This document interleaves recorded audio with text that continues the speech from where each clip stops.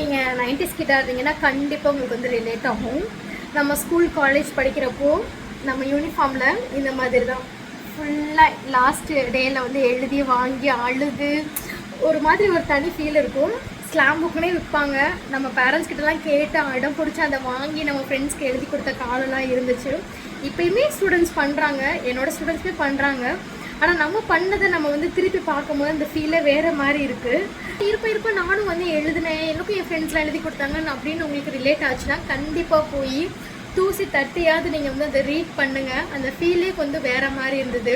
இது மோர் தென் 10 இயர்ஸ் ஆயிடுச்சு. நான் என்னோடய ஃப்ரெண்ட்ஸ்கிட்டலாம் எழுதி வாங்கி இப்போ நான் அதை படிக்கும் போது எனக்கு அந்த ஃபீலே வந்து ரொம்ப ஹாப்பியாக இருக்குது. ஸோ அதை உங்கள்கிட்ட ஷேர் பண்ணிக்கணும்னு நினச்சேன். ஸோ நீங்களும் உங்கள்கிட்ட ஸ்லாம் புக் இருந்தது, இந்த மாதிரி ட்ரெஸ்ஸில் எழுதி வாங்குவீங்க அப்படின்னா கண்டிப்பாக போய் ரீட் பண்ணுங்கள். ரொம்ப சந்தோஷமாக இருக்கும்.